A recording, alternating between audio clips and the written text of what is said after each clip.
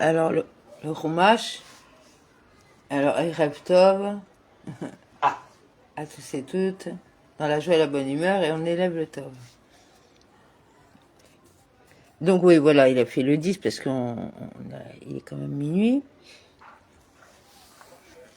Excusez pour l'heure tardive, hein, ça sera pour ceux qui étudient la nuit. Alors, Shabbat Nef Tammuz Uka, chapitre 21. Israël envoya des députés à Sion, au roi des Amoréens, pour lui dire. Israël envoya des messagers. Alors que cet envoi des messagers est attribué ailleurs à Moshe, comme il est écrit, j'ai envoyé des messagers du désert de Kédémoth à Sion, roi de Heshbon, d'Evarim 2,26. De même, Moshe envoyait des messagers de Kadesh vers le roi d'Édom, Supra 20,14. Il est écrit à propos de Yitar. Israël envoya des messagers au roi d'Édom, Shoftim 11,17. Ces versets, en fait, se complètent les uns les autres, et ce que l'un dissimule, l'autre le révèle. Car Moshe s'identifie à Israël et inversement. Cela pour t'apprendre que le prince d'une génération l'incarne entièrement, car le prince constitue sa totalité. Midrash Tauma. Je voudrais passer par ton pays. Nous ne traverserons ni champs, ni vignobles. Nous ne boirons point de l'eau des citernes. Nous irons par la route royale jusqu'à ce que nous ayons passé ta frontière. Je passerai dans ton pays, bien qu'il n'ait pas reçu l'ordre d'engager avec eux des pourparlers de paix, ils leur ont néanmoins demandé. Midrash Taoma.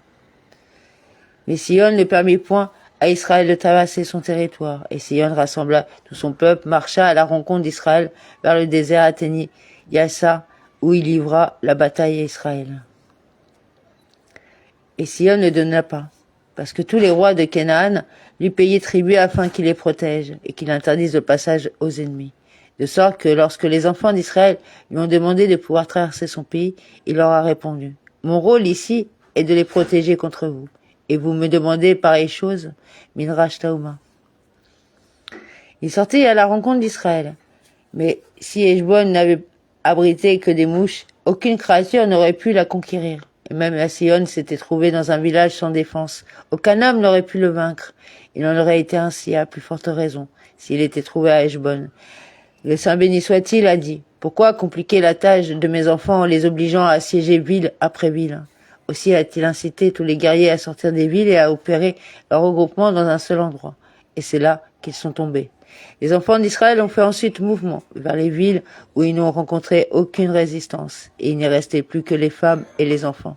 Midrash Tauma. Israël le passa au fils de l'épée et conquit son pays depuis l'Arnon jusqu'à Jabok, jusqu'aux possessions des Ammonites, car elles étaient fortes, la frontière des enfants d'Ammon. Car elle était forte. En quoi était-elle forte? En ce que le Saint béni soit-il avait averti Israël en leur disant, ne leur sois pas hostile. Devarim 2,19.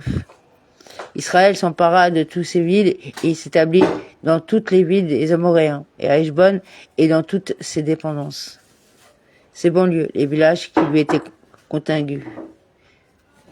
Car Heshbon était devenu la ville de Sion, roi des Amoréens, celui-ci ayant fait la guerre au précédent roi de Moab et lui ayant pris tout son territoire jusqu'à l'Arnon. Et c'est lui qui guerroyait. Pourquoi fallait-il que ce fût écrit? Parce qu'il est écrit, ne sois pas hostile à Moab. Devarim 2,9, et que Heshbon appartenait à Moab. Il indiquait ici que Sion la leur avait arraché, que dès lors, il était devenu loisible à Israël de l'attaquer. Oulin 60b. De sa main, de sa domination. C'est à ce propos que les poètes disaient, venez à Heshbon, cité de Sion, qu'elle se relève et s'affermisse. C'est pourquoi, à cause de la guerre de Sion a livrée contre Moab. Diront les poètes, Moshnim, il s'agit de Bilam, au sujet duquel il est écrit, et proféra son allégorie Méchalo, Afra 23,7.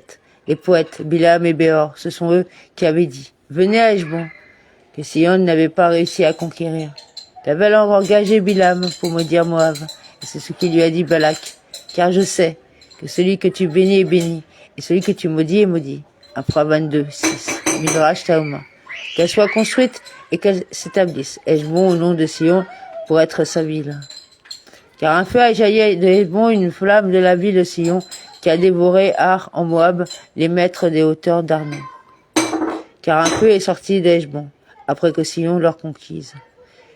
Elle a dévoré Ar en Moab. Le nom de cette province était Ar, en hébreu, Léayat en araméen.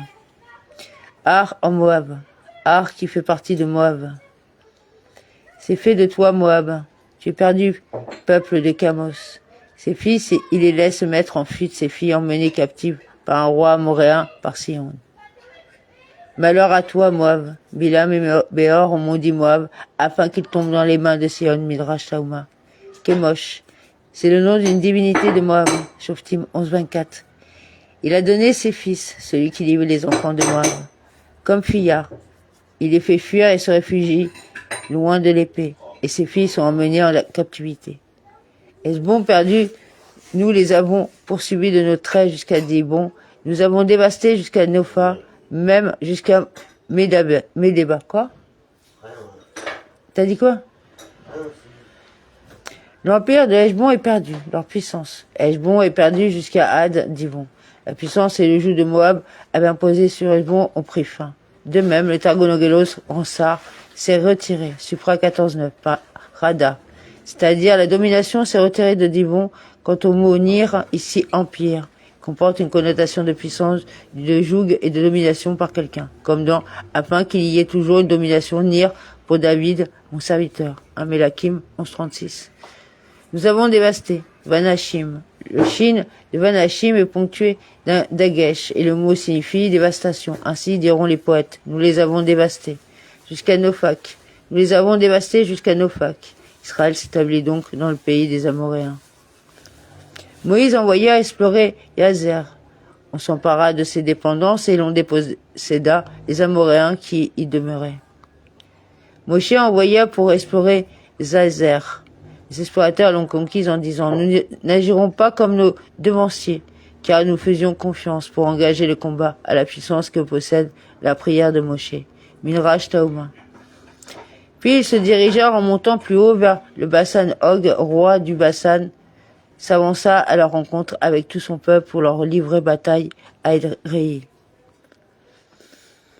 Mais l'Éternel dit à Moïse, ne le crains point, car je le livre en tes mains, lui et tout son peuple, et son pays tu le traiteras comme tu as traité Sion, roi des Amoréens qui résidait à Heshbon. Ne le crains pas. Moshe avait peur d'engager le combat car Sion allait peut-être bénéficier du mérite d'Abraham. Comme il est écrit, vint le rescapé, Bereshit 14-13. Or le rescapé n'était autre que Og, lequel avait réchappé de Réphaïm, que Kédolaomer et ses alliés avaient vaincu à Ashtéroth, Canaïm, et il est écrit, car seulement Og, roi de Bashan, est resté du restant des Réphaïm. Devarim 3.11. Ils le bâtirent ainsi que ses fils et tout son peuple tellement qu'ils n'en laissèrent survivre aucun et ils conquirent son territoire. Ils le frappèrent, Moshe l'a tué, comme indiqué dans le traité Berakot 54b. Og a arraché un rocher de 3 parsas. Chapitre 22. Les enfants d'Israël repartirent. Ils allèrent camper dans les plaines de Moab sur la rive du Jourdain, qui fait face à Jéricho. Amen.